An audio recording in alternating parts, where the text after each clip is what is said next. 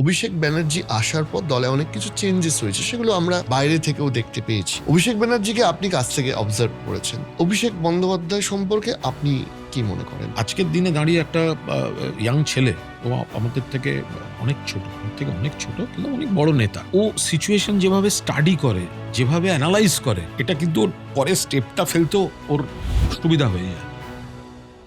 রাজ্য সরকারের তো সেক্ষেত্রে 1 নম্বর প্লেয়ার মমতা বন্দ্যোপাধ্যায় কিংবা অভিষেক বন্দ্যোপাধ্যায় এরাই থাকবেন। ওই মিডিল অর্ডার ব্যাটসম্যান হিসেবে, মন্ত্রী হিসেবে কি আমরা কুণাল ঘোষকে দেখতে পারি? এসব ভাবছি না।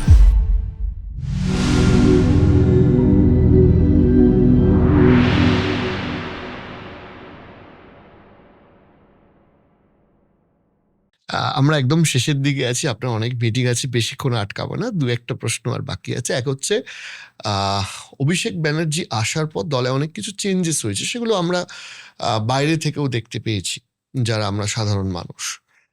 অভিষেক ব্যানার্জিকে আপনি কাছ থেকে অবজার্ভ করেছেন, অভিষেক বন্দ্যোপাধ্যায় সম্পর্কে আপনি কি মনে করেন, মানে কাছ থেকে দেখে কি বুঝলেন? খুব ভালো। মমতা বন্দ্যোপাধ্যায়কে অভিষেকও একদম ছোটবেলা থেকে দেখছে, ফলে এই রাজনীতির পরিমণ্ডল, আক্রমণ, ভয়ঙ্কর শত্রুদের আঘাত মমতাদের উপর, এগুলো তো ও ছোটবেলা থেকে দেখেছে।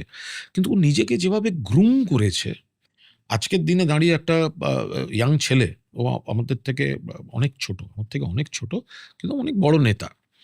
কিন্তু ও যেভাবে বাংলা, ইংরেজি, হিন্দি একসঙ্গে, এই কমিউনিকেশন স্টাইলটা কিন্তু খুব জরুরি।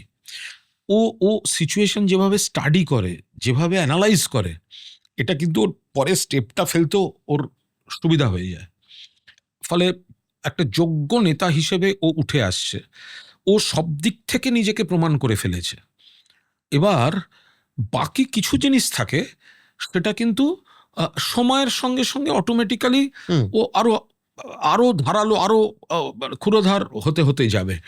মানে খুবই ভালো। এবং আমার তো মনে হয় একটা দিন আসবে, ভারতবর্ষের যে নেক্সট জেনারেশনের যে রাজনীতি, সেকুলার, প্রোগ্রেসিভ, ডেমোক্রেটিক ফোর্সের যে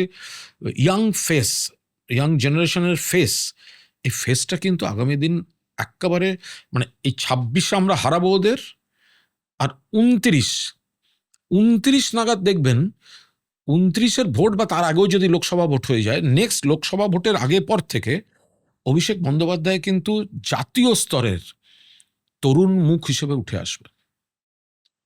আমার প্রায় শেষের দিকে শেষ প্রশ্ন, আপনি একবার একটা সাক্ষাৎকারে বলছিলেন যে আমি কোথাও নাম্বার 1-এ ফিট নই, আমি নাম্বার 2 বা 3-তে ফিট। এইটা আপনার কেন মনে হয়? আমার মনে হয় যে আমি কোনো জায়গায় নাম্বার 1-এ ফিট নই। কারণ আমি একটু, আমার সন্ধ্যাবেলা যদি মনে হয় যে আমি আজকে থিয়েটার দেখতে যাই, আমি থিয়েটার দেখতে খুব ভালোবাসি। আমি সিনেমা হলই কম যাই, মানে থিয়েটার দেখতে আমার ভীষণ ভালো লাগে। হ্যাঁ, মানে একটা লোক চোখের সামনে নিজেকে ভাঙছে, গড়ছে, এবং তার রিটেক হওয়ার কোনো চান্স নেই। ঠিক আছে, মানে এটা আমার কাছে একটা অদ্ভুত লাগে। এবং এই ব্রাত্য বসু আর দেবশঙ্কর হালদার, এদের, মানে আমি দেবশঙ্কর হালদার আমার কাছে একটা ভয়ঙ্কর বিস্ময়। তো যাই হোক, সিনেমাও ভালো, সবই ভালো, কিন্তু এই যে পার্টিতেও নেত্রী মমতা ব্যানার্জি বা নেতা অভিষেক বন্দ্যোপাধ্যায়, বা আমার অফিসেও, আমি চাকরি করি, হ্যাঁ, সেখানে সৃঞ্জয় বোস আছে, অরিঞ্জয় বোস, ওরা নতুন মুখ সব উঠে আসছে, মানে যারা মালিক, হ্যাঁ, বা ওদের আরো যারা আছেন, বা মাথার উপর টুটুদা আছেন, ছিল।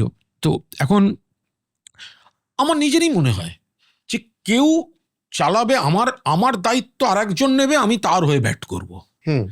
ঠিক আছে, আমি একটা ভালো সোলজার, আমি এমন স্টাইলে ব্যাট করে দেবো, আমি নিজেই জানি, বিনয় টিনয় না করে বলছি, ওই স্টাইলে ব্যাট করতে গেলে 10 জনকে 100 বার ভেবে আসতে হবে।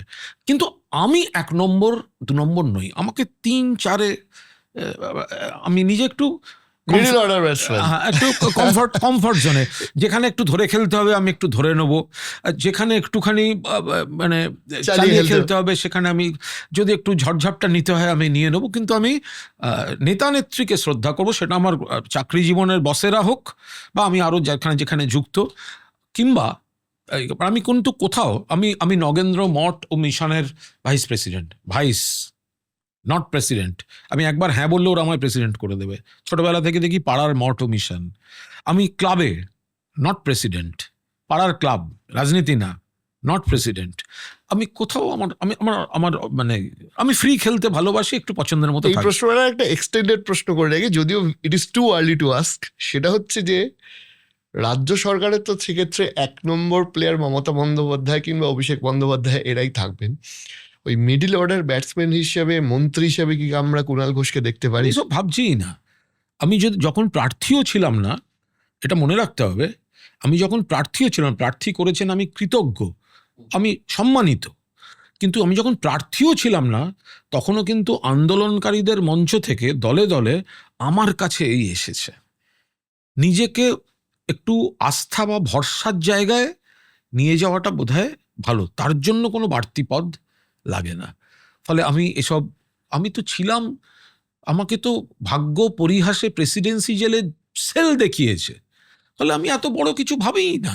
আমি ভাবি একটা কম্বল, একটা চটের ব্যাগ, একটা বারমুডা, একটা গেঞ্জি, আমি আপন মনে নিজে জেলে বসে লিখছি।